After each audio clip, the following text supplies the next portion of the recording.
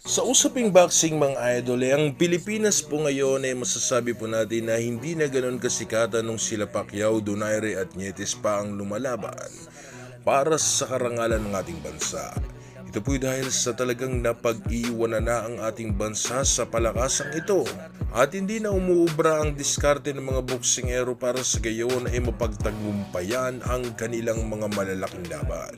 Mas marami po kasing mga Pinoy ang nabibigo ngayon kaysa sa nananalo sa isang world title fight. Sinasabi po ng karamihan mga boxing fanatic na dahil di umano ito sa mga modernong pagpapakondisyon na ginagawa ng ilang mga boksingero. Pero hindi po kasi ito talaga ang dahilan mga idol Dahil sa para po sa akin ay ang mga makalumang pagsasanay pa rin naman ang ginagawa ng mga Hapon. Nasa kanila po kasi ngayong puso ang matinding motibasyon na maipanalo ang kanilang laban. Idagdag mo pa ang mga matinding kagustuhan na kagaya nitong si Inoue na makapagbigay ng karangalan sa kanilang bansang sinilangan. Ngayon ay dahil nga sa hindi umano magandang laban na ginawa ni Casimero noon kay Yukinori Ogoni, ay marami po ngayon ang nagsasabi na baka hindi na kuno kaya pa nitong si Casimero talunin ang kalabang haling tulad ni Naoya Inoue. Pero alam niyo po ba mga idol na kahit itong si Pacquiao ay naniniwala na makakaya pa rin itong si Casimero talunin si Naoya Inoue kung lakas lamang ang pag-uusapan. Ito ang ipapaliwanag ko pong maigi sa inyo mga idol para sa gayon ay malinaw po natin ngayong matalakay ang usapin na ito. Kung atin ngayong sisilipin ng mga laban na ginawa ni Casimero ay hindi pa naman ito natatalo sa kanyang naging laban nang magtungo ito sa kanyang prime. Sa ngayon po mga idol ay 35 taong gulang na si Casimero at marami ang nagsasabi na wala na daw sa prime ang ganitong edad para sa mga boksingero. Pero alam niyo po ba mga idol ang ibig sabihin ng prime? Hindi lang po kasi sa edad binabase kasi yan. Dahil sinusukat po kasi yan sa experience at kakayahan ng mga boksingerong mapalaban sa isang mabigat na laban na kanya pong mapagtatagumpayan. Katulad nitong si Canelo na kaedad lamang ni Casimero pero nasa kanya na rin ngayong prime. At kung matatandaan nyo mga idol nung tinalo ni Pacquiao si Lucas Matisse ay 40 anyos na noon si Pacquiao. Pero bago po natalo ni Manny Pacquiao itong si Matisse by round 7 technical knockout ay isang taon din pong walang nagawang laban si Pacquiao. Ngayon meron bang nabago sa kakayahan ni Pacquiao at nakaramdam ba si Manny Pacquiao ng pangangalawang sa laban? Di ba parang batang-bata na Manny Pacquiao ang ating nakita na lumaban sa ibabaw ng lona kahit pa natalo po ito sa laban bago na bakante ng isang taon. Ito po dahil sa wala po kasi talagang makapagsasabi sa kakayahan ng boksingero kung ang gagawin nating basihan ay ang kanilang mga edad. Dahil sa hindi naman kasi talaga lipas na sa prime si Casimero na maaaring magpakita pa rin ng magandang laban.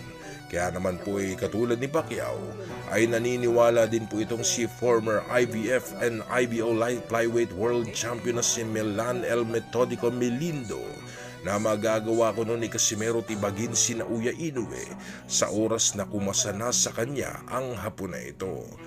Basta makatama lang po si Cuadro Alas kay The Monster. Yun, tapos ang laban. Kasi magaling mag-follow up si General Casimero. Ngayon mahalaga po talaga ang magiging laban ngayon ni Casimero dahil sa ito po kasi ang magiging susi dito sa pag-akyat niya sa rankings at mapalaban kay Naoya Inoue. Ngayon ihahain ko po sa inyo ang laban na kung saan umayaw na lamang ang Hapon sa laban dahil sa mga sinalong malalakas na suntok mula kay Casimero. At tama po si Melindo dito mga idol dahil kahit nasasalag po ito ng Hapon na si Ryo Akaho ay nararamdaman pa rin ni Akaho ang bigat ng mga suntok nitong si General Casimero na naging dahilan kung bakit nakapagpasya na lamang ang Hapon na si Ryo Akaho na umayaw na lamang sa kanilang naging sagupaan. Round 1! Atol, kita! Wala ho, ako'y. Karo na tol. Straight tol! Boom!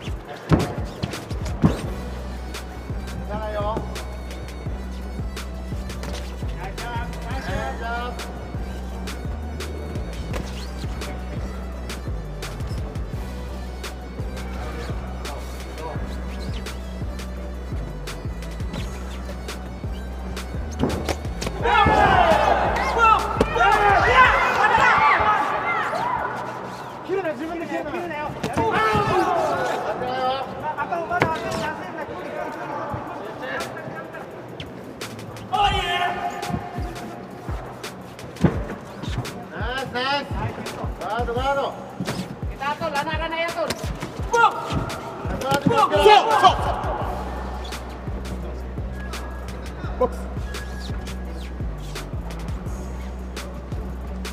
Ayo panggigil tol.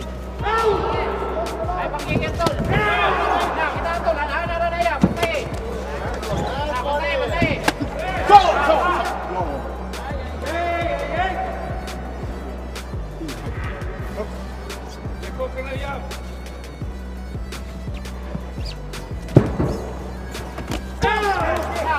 Orang na tol, kali kami straight tol. Orang na tol, kali kami straight. Kali tinggi straight tol. Straight, kami straight. Lupare, lupare. Wah.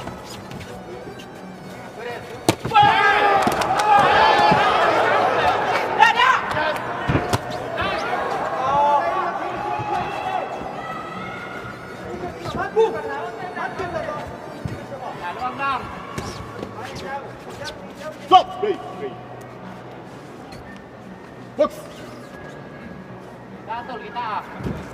Relax lang tol.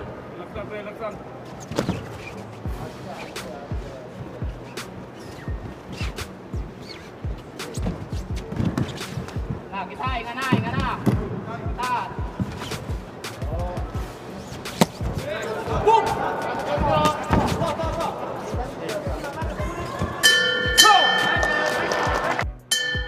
Round 2.